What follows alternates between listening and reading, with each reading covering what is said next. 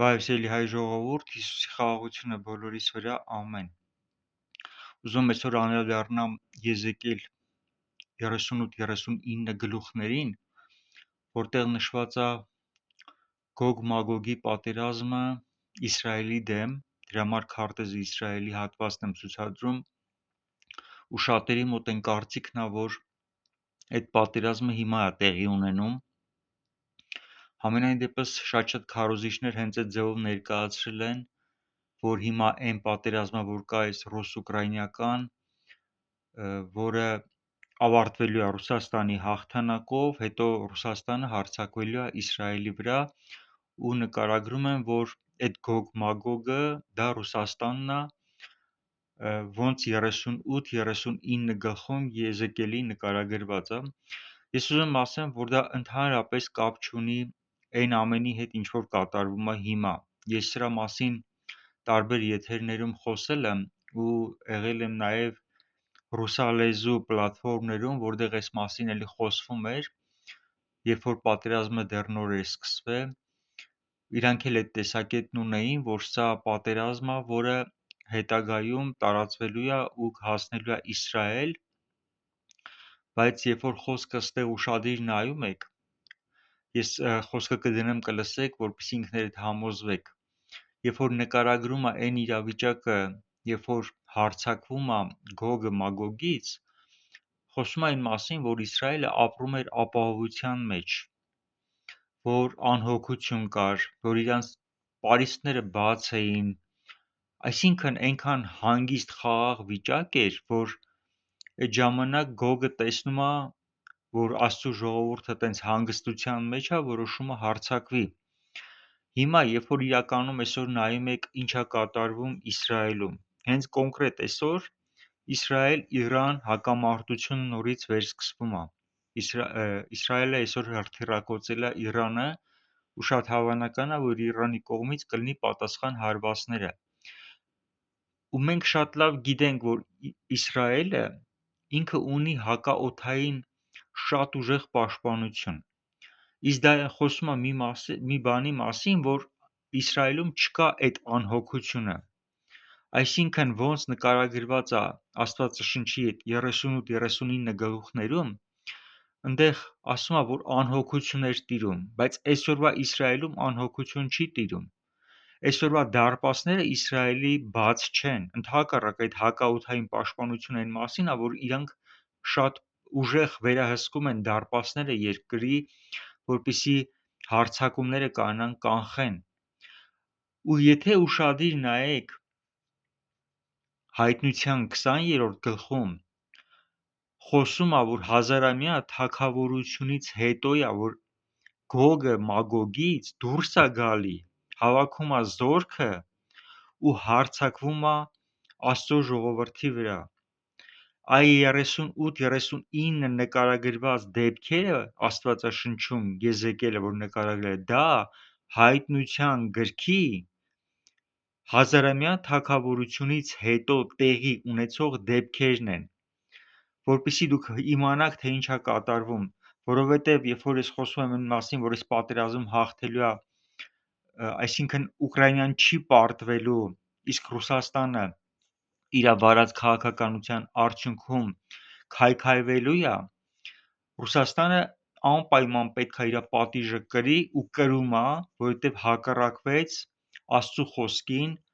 Աստծո հրահանգին, պահանջին, բաց թողելու մինին, արարածն ու ասքանազը։ Ռուսաստանը իր ընտրությամբ գնաց Աստծուն հակառակ ու անեծքը բերեց իր վրա։ Ու դա իր պատիժն է, ու այս պատիժը լինելու է ամեն մեկի վրա, թե երկրի, թե ղեկավարի, թե անհատի,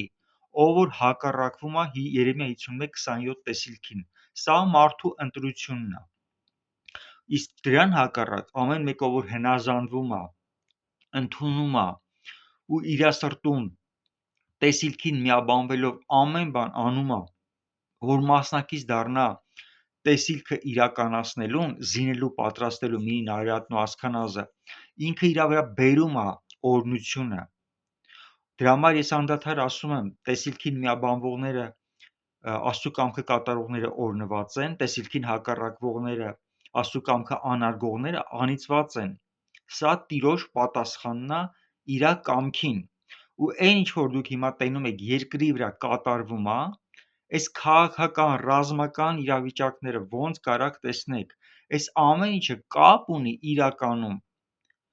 այն ամենի հետ, ինչ որ կատարվեց Արցախում։ Ազգերը լսելով Աստծո ուղերձը, զինելու, պատրաստելու Մինին Արարատն ու Ասքանազը, որը մեծ հայքն է, գնացին իրանց քաղաքականության հետևից, ամեն երկիր գնաց իր շահի հետևից, սկսեցին իրականացնել Լավրովյան ծրագիրը, այդ դիվային ծրագիրը, որը դուրս էր եկել այդ որջից Լենինյան գաղափարախոսության շարունակությունն էր, որ ուզում է վերականգնի սովետական միությունը, Հայաստանին բոլորի աչքին անվանեցին օկուպանտ ու կանգնեցին Ադրբեջանի կողքին, զենքով, ամեն ինչով մատակարարեցին ու օգնեցին, որ սատանան ունենա հաջողություն ժամանակավոր Հայաստանի վրա։ Ու դրանով իսկ միաբանվեցին սատանայի ծրագրերի հետ, Ադրբեջանի կողքին կանգնելով։ Նույն բանն է, որ իրանք ընտրեցին Բարաբային ու խաչեցին Հիսուսին։ Դրանից հետո Իսրայելում եկավ, երբ որ Հիսուսին խաչեցին, սկսվեց երկրաշարժ։ Այն ինչ որ կատարվեց Արցախյան պատերազմից հետո, դա երկրաշարժը ամբողջ աշխարհում է։ Սա ցնցում է ամբողջ աշխարհը իրանց սխալ ընտրության պատճառով։ Հիմա որոշները ուշքի գալիս են, զղջում են, ապաշխարում են։ Փառք Աստծո Ջոել Թենիի համար, որ ինքը հանդիմանում է Թրամփին այն ժամանակվա իր ադմինիստրացիան ու ասում է, որ իրանք սխալ քաղաքականություն են վարել, թույլ տալով այդ պատերազմը։ Սա շատ մեծ բան է, որ Ամերիկայի բարեխոսը կանգնում է ճշմարտության համար, հանդիմանելով իր երկրի ղեկավարի քաղաքականությունը։ Սա ցանկալի է, որ անի ամեն մի երկրից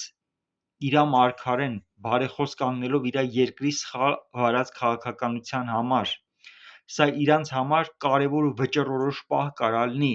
որովհետև իրանց երկրերի վրա, ովքեր որ միաբանվել են Լավրովյան ծրագրին,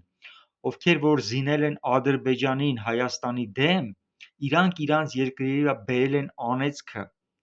Ու այս իրավիճակը այսօրվա երկրի վրա որ կա, ամբողջությամբ սրա հետ է կախված։ Սա Գոգ Մագոգի Եզեկիել 38-39 մարգարեությունների հետ բացարձակ կապ չունի։ Այդ մարգարեությունները կիրականան Հիսուսի գալուց հետո, երբ որ հազարամյա թագավորությունը լինի, 1000 տարի հետո, երբ որ սատանան բաց կթողվի նորից, ինքը մարդկանց միտքը նորից կգերի, կհավաքի հսկայական բազմություն ու կհարձակվի Իսրայելի վրա, Աստծո ժողովրդի վրա, որոնք այդ ժամանակ ապահովության մեջ ապրելու են, որովհետև 1000 տարի, երբ որ չկա որևէ սատանա, ինքը բանտարկված է, բացարձակ խաղաղություն է, օրհնություն է, իհարկե ժամանակ եւ դռները բաց կլինեն եւ հակաօդային այդ համակարգը պետք չի որ օգտագործեն, մարդիկ ապահովության մեջ 1000 տարի ապրելու են ու հանկարծակի գալու է այդ արավիճքը այն բանից հետո, երբ որ սատանան բացա թողնվելու։ Այս մասին ուզում եմ հստակ իմանաք, որպեսզի այս օրերում կատարվող դեպքերը չվերագրեք Եզեկիել 38-39 մարգարեություններին։ Իսկ հիմա կլսեք մարգարեությունը, որպեսզի ինքներդ պարզ ձեր համար հասկանալի լինի։ Տիրոջ օրհնությունը ամեն մեկիդ վրա Հիսուսի անունով, ամեն։